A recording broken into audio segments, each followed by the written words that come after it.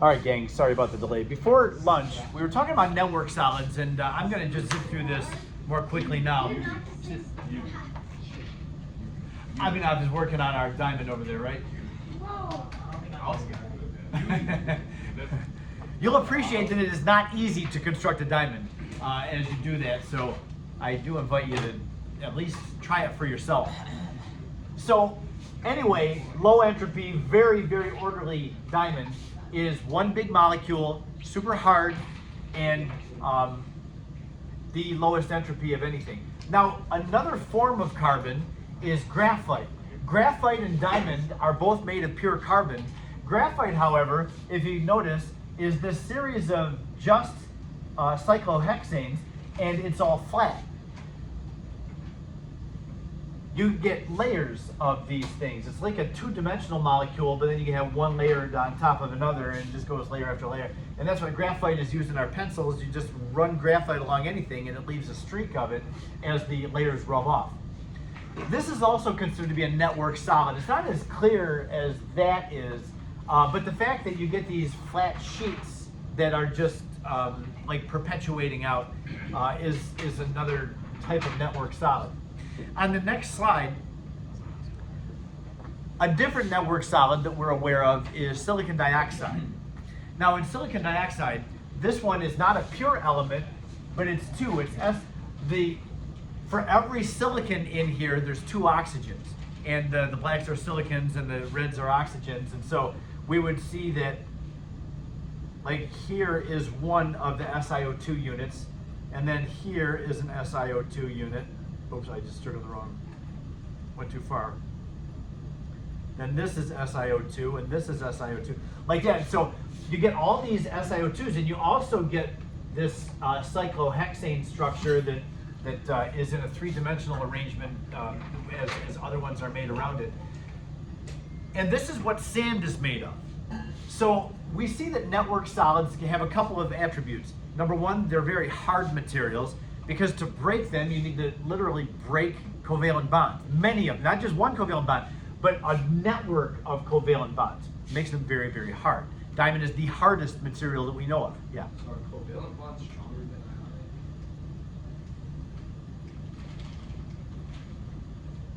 ionic? Or is it like the same? I don't know that you can say all covalent bonds are weaker or stronger than ionic. I mean, ionic do vary. The higher the charge goes, the stronger the bond.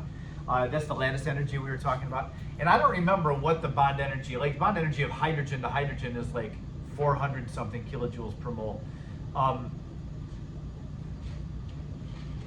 I'll just say the bonds take a lot of energy to break, regardless of what type of bond they are. Because ionic compounds are easier to break, they're more brittle, because all you have to do is bend an ionic compound some, and it'll shatter, because when you bend an ionic compound, you're pushing positives closer to the positives, negatives closer to the negatives. They push away, they repel one another because of Coulombic attraction, or in this case, Coulombic repulsion. But with this, you've got all these bonds that are perfectly stable the way they are, and if you apply any stress to it, it doesn't necessarily break the bond. So yeah, you need to apply tremendous pressure. I have seen, this is a number of years ago on the AP exam, but I thought, oh man, this was a sneaky question. The question went something like this. Which of these, this is a multiple choice question, which has the highest melting point? And then there were four choices. I don't remember exactly what they were, but it was something like iron, sodium chloride, the highest melting point, and then C was SiO2, and D was like water. So which one has the highest melting point of these? And you look at these and you say, oh, iron, metals. Metals they have a high melting point. You have to get iron to a very high temperature to get it to melt. Ionic compounds, they have a high melting point. That all ionic compounds are solid at room temperature. You gotta heat them up real hot to break those Coulombic attractions. This looks like, this is sneaky, but it appears to be like, oh, this covalently bonded. That's not real high melting point. They tend to not. And that's water. Water has a melting point of 0 when ice melts to liquid water. The answer was C. And that's because you have to, the person who was taking this had to recognize, oh yeah, SiO2, that's a network solid. Network solids have an unusually high melting point, higher than iron even, higher than sodium chloride. So yeah, that one was kind of sneaky. Yeah. How do you know which one's a network? Okay, so yeah, great question. I was just about to answer that now too. So these ones I want you to know. There's only 3 of them that we should know. You should know diamond is a network solid. No SiO2. So yeah, these, like if you have those put into a highest melting point kind of thing, you're going to take the network solid. There's one other one that I haven't mentioned, and I just am going to put it out there and maybe it'll stick in your brain. Silicon carbide is another network solid. Love that formula, sick. But silicon carbide, carbon and silicon are in group 4.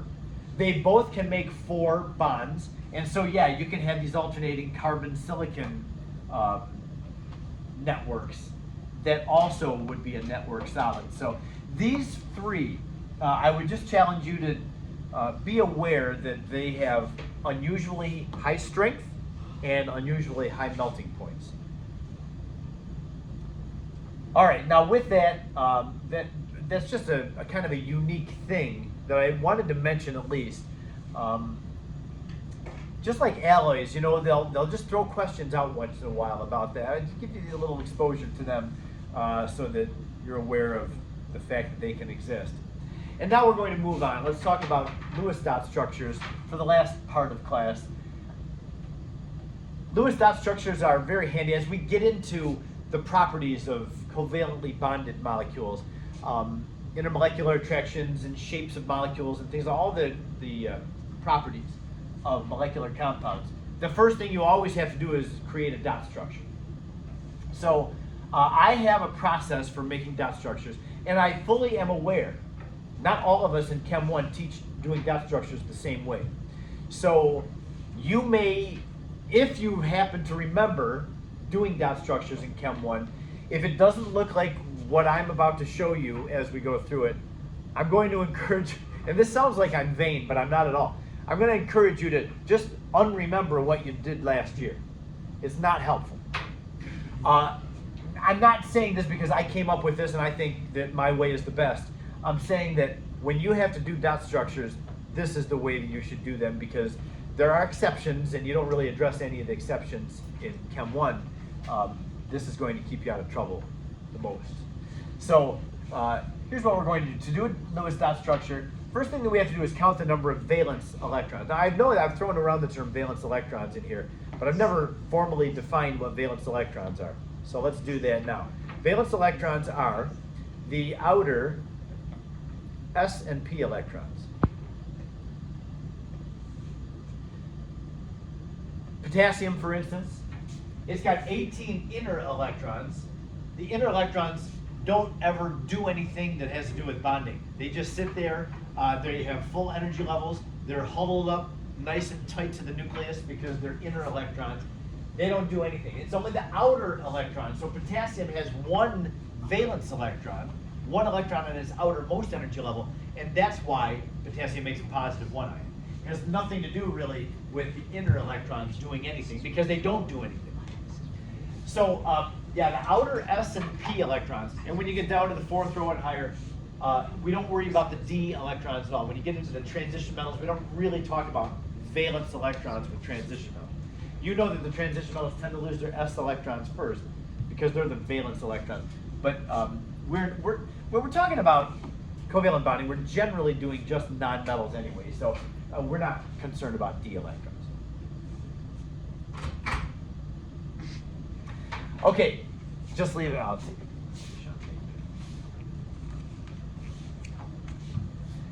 So once I have identified how many total valence electrons, that's how many your eventual structure is going to have.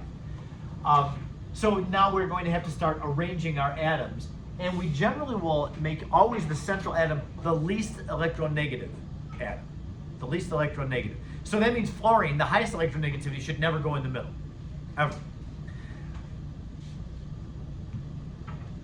As we go down and left, away from fluorine, the atoms get less electronegative, and so you're just going to choose the one that really is, frankly, is far enough or farthest from fluorine. Usually, the least electronegative element is the first one written in a formula, but not always. Like in the case of water, oxygen has to be the central atom because hydrogen can't. Hydrogen only makes one bond, it's never the central atom.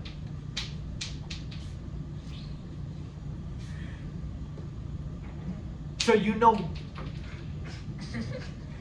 what element is going to go in the middle. The other atoms I would consider peripheral atoms, that just means outside atoms. Attach them, just put them onto the central atom with single bonds at first. We're not really looking at unpaired electrons right now. We're looking at, okay, we just want to get everybody with 8 electrons around it. And so there are some times where, oxygen usually makes 2 bonds. In organic chemistry, oxygen always makes 2 bonds. But there are times you're going to see oxygen here only making 1 bond. You think, how can oxygen have 2 unpaired electrons but only make 1 bond? Well, it can, and it does. We're not going to really get into bonding like orbital theory, but the oxygen can exist with just 1 bond on it and have an octet and be fine. So anyway, put your outside atoms out at first with single bond. That may change to double and triple bonds, but just put them out with single bonds first. Then everybody needs an octet, so we're going to put lone pairs around all atoms so that all atoms have 8 electrons around them, except hydrogen. And then number 5 is going to be, well, then you need to count your number of electrons that you have shown in your structure. If there's the same numbers you came up with in number 1, you're done. But it says if you have too many electrons, which is very possible, we'll see that today, then what you need to do is make double or triple bonds. And I'll show you how to do that. So let's do a couple of examples. We have like 11 or so minutes left in class. Let's see if we can get through. If we can get through all 3 of these, we'll be doing great. We'll start easy. SEF2 is very simple, and then we'll go to more complicated things. So for these, I'm prompting you as to what to do first. Count the number of electrons. We always do that first. So now in the next example set, I don't give you like, hey, don't forget the electrons. Nope. So SEF2 is going to have how many electrons? It's in the oxygen family over there. It has 6 valence electrons, 2s and 4p electrons in the outermost.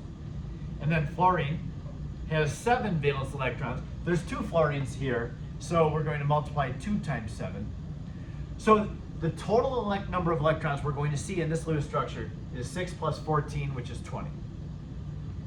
We have to have a structure at the end that's got 20 electrons shown, and everybody has to have 8 electrons around. So that was step 1. Step 2, identify which element is going to be the central atom, the least electronegative. If fluorine is there, the other one for sure is going to be in the middle. So we put the Se down first, and then number 3, attach the peripheral atoms, the fluorines, with single bonds at first. Now how they're arranged doesn't matter. The Lewis structure is not intended to tell you what the shape of the molecule is. When I draw it like that, does not mean that this is a linear molecule. It's not a linear molecule. So sometimes the Lewis structure will indicate the shape, but usually it doesn't. It helps us to figure out the shape, but it's not showing us the shape. Step 4, put lone pairs around all atoms so that all atoms have 8 electrons around. Right now, the Se has 4 electrons around it, the Fs only have 2 electrons around them. Now, if you're one who learned to put a line for a pair of electrons, then put lines if you like to do that. I'm not picky about how they look. I just need to see pairs of electrons, however you represent them.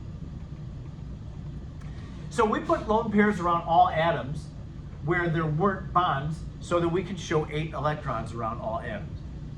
And now we count. We've done the first 4 steps. Step 5 is if needed, you have to make double or triple bonds, but you don't necessarily have to. So just counting the electrons here that are shown, 2, 4, 6, 8, 10, 12, 14, 16, 18, 20. 20 electrons are shown. We had counted that there should be 20 electrons in this structure, so we're done. I told you we're going to start simple. That would be the structure of SEF2.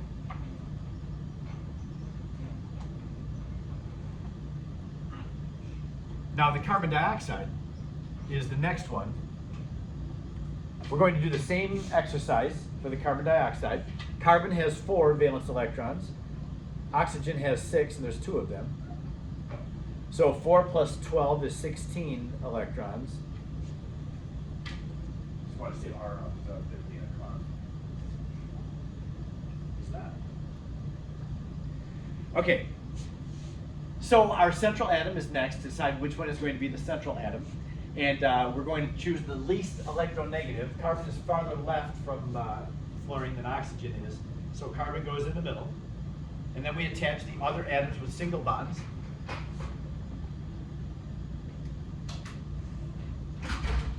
And then get 8 electrons around atoms. But do we not draw 2 bonds connected to? Is that after? Yes. You may not need to do 2 bonds on the oxygen. It's not. So yeah, do the 5 steps in order every time. So this structure, it has everybody obeying the octet rule. The 2 oxygens and the carbon all have 8 electrons around them. So the octet rule has been satisfied here. However, if you count up the number of electrons that are shown in my Lewis structure, 2, 4, 6, 8, 10, 12, 14, 16, 18, 20. 20 electrons are shown, but I should only show 16 electrons. So a carbon and 2 oxygens should only show 16 electrons.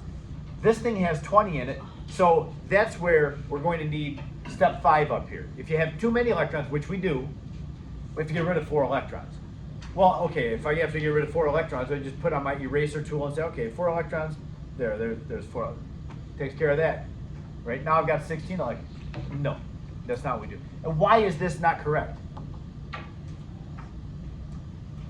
The oxygen on the left only has 4 electrons around it now. All atoms at the end have to have 8 electrons on them. The octet rule. So that's why it says if you have too many electrons, we're going to make double or triple bonds on adjacent atoms. Adjacent means next to each other. So if you already have 2 atoms that are bonded, if they still have a lone pair on them, which they do, like this oxygen and the carbon, they still each have at least 1 lone pair on them. What you have to do is put on your eraser tool. I'm going to erase a pair of electrons from the oxygen and a pair from the carbon. So instead of the oxygen and the carbon both having their own pair of electrons that are only on them, we're going to have them share another pair of electrons. So eraser tool is on. I'm going to erase from oxygen, erase from carbon. And now another pair of electrons is going to go in between those 2. That takes us down by 2 electrons. I erased 4 but then put back in 2. So every additional bond is going to reduce the structure by 2 electrons. Now, if you count them up, we're down to 18. And there needs to be 16. So we can either make a 3rd bond between the C and the O on the left, or make a 2nd bond between the C and the O on the right. If you do a triple on the left and a single on the right, it's perfectly fine. I'm not going to mark you wrong. But nature would tend to, and there's something that's called formal charge that I'll talk about in a few days.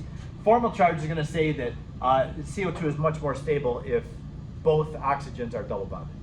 We haven't learned what that is yet, but I'll show you coming up. So I'm going to erase the other lone pair on the carbon and 1 on the oxygen on the right, and put a 2nd bond in between those 2. Now if I count them, 2, 4, 6, 8, 10, 12, 14, 16. There's 16 electrons shown. That matches with the number of valence electrons that the C and the 2 O's brought in. And that would be correct. All 3 atoms have 8 electrons attached to them. So that would be the dot structure of CO2. I just covered up one of my lone pairs as I was putting the box around that. Whoops.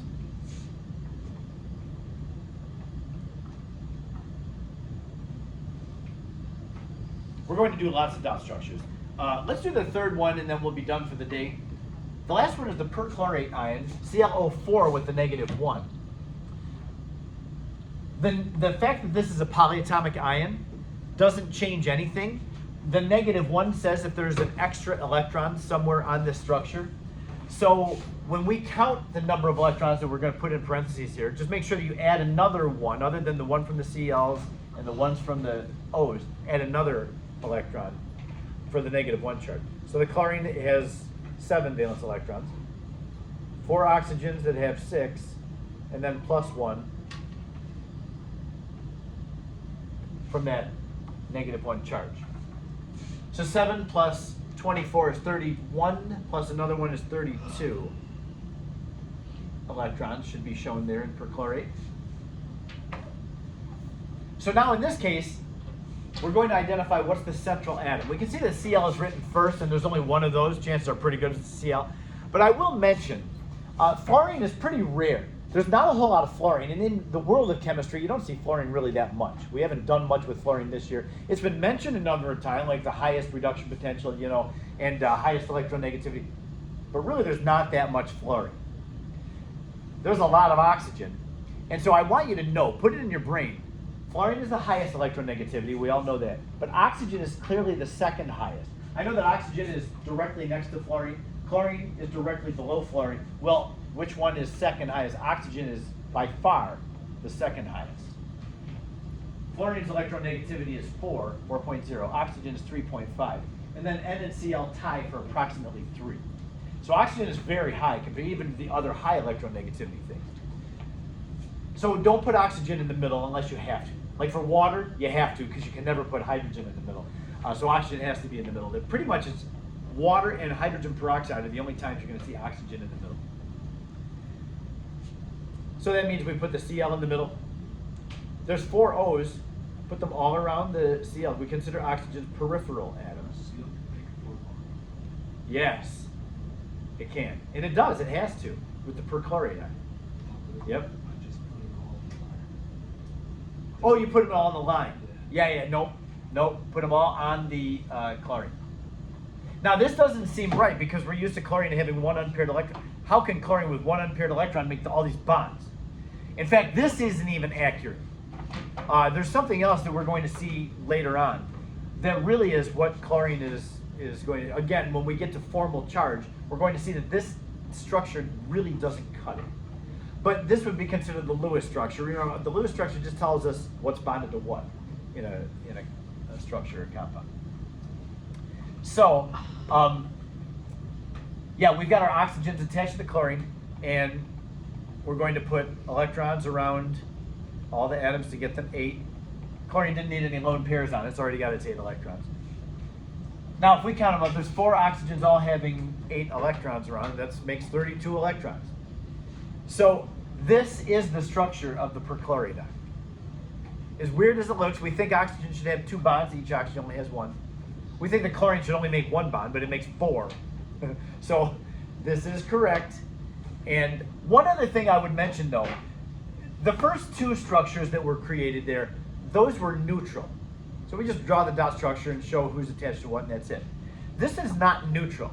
There should be something else in the way that we signify this that makes it stand out, the fact that it's not neutral. And what we do, now, if you don't do this, I don't think it'll be marked wrong, even on the AP exam.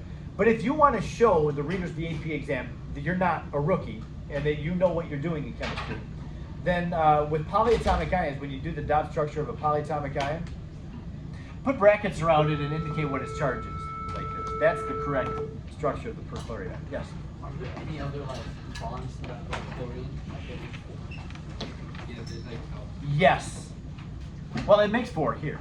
Yeah. But yes, as we go through this, you're going to see that there's more than what we learned in Chem 1. There's things going on. Wait, what's wrong with this?